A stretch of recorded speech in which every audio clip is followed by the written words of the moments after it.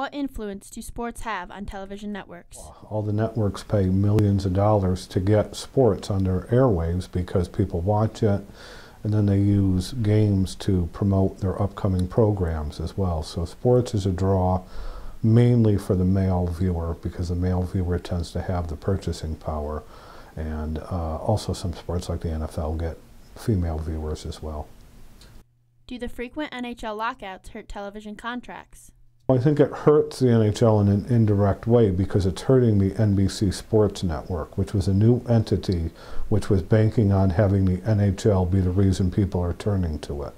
But now that there's no NHL games, in the infancy of the NBC Sports Network, people aren't watching it that much.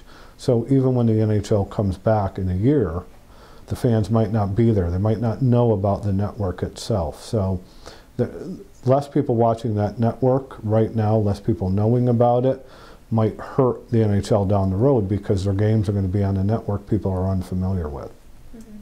Has there been a loss of ratings or fans because of lockouts? It hasn't impacted it at all. People will tell you, oh, it's terrible, there's a lockout, I'm not going to be a fan, I'm not going to go to the games, I'm not going to watch, but absolutely that hasn't been the case. The NFL ratings have been very good. The NBA ratings have even been a little bit better last year compared to years before the lockout. So people come. They'll always come. They'll complain. They'll be upset. But ultimately, when the games are played, people will watch it on TV and come to the arena. Why did the '94 MLB lockout have a negative impact on fans? The baseball did get hurt in '94, no doubt about it, and it took the steroid era to bring them back, to take the home runs and bring people back. I think baseball's different. It's 162 games. It's a long summer commitment. And people were a little bit hesitant to make a summer-long commitment following 1994. Also, the game wasn't as popular as it was. There was a decline before the strike or the lockout. So you can't say it was all the lockout that led to lower attendance. It had a part of it, but attendance was dipping before that as well. Baseball is tradition. And I think people were upset with losing the World Series, but people were still coming less and less to the stadiums before the strike. The strike was just like that ultimate blow. Did the MLB lockout lead to the increase of NFL popularity? Football is popular. Football is a very TV-friendly sport. Football has done a good job marketing towards women, marketing towards young, old, rich, poor. It doesn't matter. Football has really done a good job bringing in a wide audience. So maybe a little, but still I think it has more to do with football's popularity in terms of marketing and its product than people being upset with baseball. Does the absence of the NHL benefit the NBA? Yeah, I don't think there's a cross-pollination of fans. I don't think a fan says, well, I love the NHL, but they're not here, I'm going to go to the NBA. I don't think so. If anything, college basketball probably benefits because it's a little bit more of an exciting, fan-driven sport, college basketball, more than the NBA.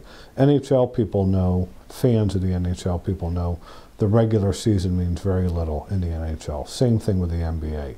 So if I'm a fan of the NHL and I don't have those regular season games, why am I going to watch a meaningless NBA game? Maybe I'll be attracted to the pomp and circumstances of a college basketball game, but I don't think those two audiences cross-pollinate.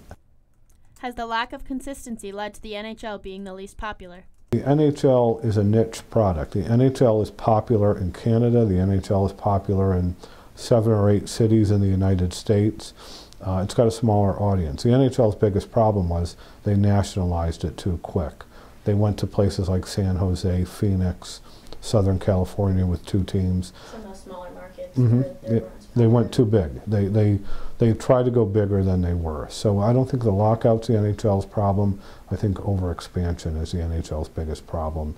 And the diehard fans don't like the diluted product, and the people who didn't like the NHL really aren't gravitating towards it. Why was the NFL referee lockout solved so quickly? It was becoming a nightly story that was hurting the NFL brand, where the constant negative coverage was hurting the NFL brand. And a big part of it, too, one of the big lockout problems, or one of the big problems that led to the end of the lockout with the referees, ESPN isn't going to talk about it that much, but that final game, that Monday night game, had a big impact on gamblers because of the spread and because of that touchdown.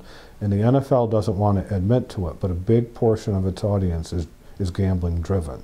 So when that really ruined the gambling aspect, or that put a crimp into the gambling aspect, the NFL knew it was going to lose part of the gambling interest. So they got the referees back to kind of make it favorable for the television audience, but also for the gambling audience. Who is affected most by lockouts? Well, it's a cliche, but it's probably the case, is the lower minimum wage worker who works at the stadium, sells popcorn, sells, beer vendors. They make their money on how much beer they can sell and the quantity they can move. So if there's no game to be played, there's no beer I can sell, there's no commission I can make. The players will always get big contracts down the road, and it's their fault if they can't budget properly. But the lower end worker, like the beer salesman, he has no beer to sell if there's nobody in that stadium. Do you think lockouts could be avoided in the future? It's collective bargaining. It's unions versus management. It doesn't matter what sport, it doesn't matter what industry, you're always going to have management and employees butting heads. It just happens to be on a big stage when it's professional sports. Do you think fans will ever boycott sports because of lockouts? Sports is a unique industry where if you give people the product they want on the field, if you give people a fun product, they'll come back to it. So even though people will say, no, I'll never do it, if you ultimately give them a winning, fan-friendly, fun team, people will come back no matter what.